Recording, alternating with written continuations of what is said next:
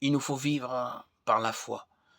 Le chrétien peut vivre, subir des périodes de sécheresse plus longues que les périodes de joie, qui deviennent plus courtes, ou à l'inverse.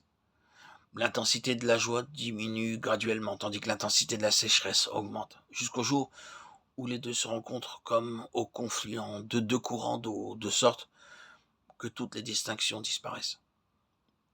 Finalement, elles coulent ensemble et deviennent une, étant impossible de les distinguer l'une de l'autre. L'intention de Dieu ici, en nous menant par ce chemin de sécheresse et de joie,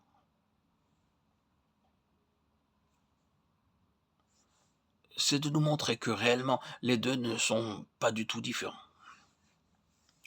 Autrement dit, notre joie et notre sécheresse se confondent et deviennent une. Le but de Dieu aujourd'hui, c'est que le juste vive par la foi et non par le sentiment. Notre sentiment, quel qu'il soit, ne nous apporte rien. Pour certains croyants, Dieu doit les entraîner 10 ou même 20 fois pour qu'ils ne vivent pas de leur force émotive. Il permet à leur sécheresse de s'allonger et de s'intensifier plus profondément afin de les conduire à la place où ils pourront vivre par la foi. Si vous n'avez jamais été formé, vous découvrirez bientôt combien votre force émotive est totalement inefficace, car le juste vivra seulement par la foi. Finalement, si vous apprenez à vivre par la foi, vous pourrez vivre la vie la plus joyeuse au milieu de l'aridité et la plus inspirée au milieu de la félicité. Ceci peut sembler paradoxal. C'est pourtant une vérité dans la vie spirituelle.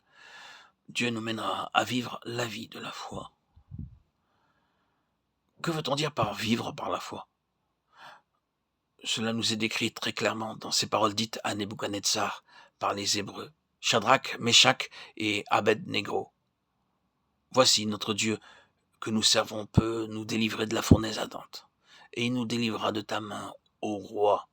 Sinon, sache, ô roi, que nous ne servirons pas tes dieux et que nous n'adorerons pas la statue d'or que tu as élevée. Daniel, chapitre 3, versets 17 et 18. Ce qu'il voulait dire, c'était que même si Dieu ne les sauvait pas, ils n'en seraient pas affectés, ils ne changeraient pas.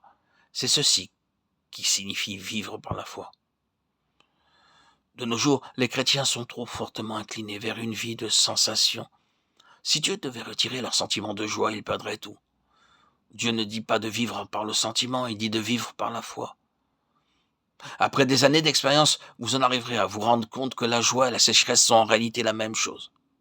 Aucun grand débordement de joie ne vous affectera, ni aucun moment de sécheresse ne vous influencera. Vous vivrez la même vie à travers une profonde aridité comme à travers une grande joie. Oh, que nous n'agissions pas comme ceux de petite capacité. Dans la joie, ils dansent chez eux, dans la sécheresse, et ils mouillent des mouchoirs de leurs larmes. Si nous vivons par la foi, nous ne serons pas gouvernés ni par l'un ni par l'autre de ces sentiments. Mais que ce soit clairement compris que nous ne sommes pas des personnes sans émotion. Nous aurons des sentiments de joie aussi bien que de sécheresse. Seulement, nous ne devons pas permettre à ces impressions externes de toucher notre homme intérieur. Car c'est ce que nous avons insisté aujourd'hui dans ces messages audio, c'est que la joie que l'homme extérieur éprouve n'est pas celle que l'homme intérieur jouit dans le Seigneur, parce que cette dernière joie est inébranlable et beaucoup plus profonde.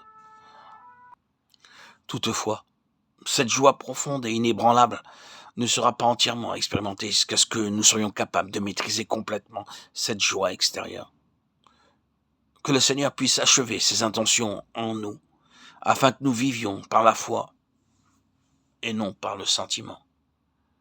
À toi, Seigneur, tout honneur, toute gloire pour les siècles des siècles. Gloire à Dieu au plus haut des cieux et paix sur la terre aux hommes qu'il aime.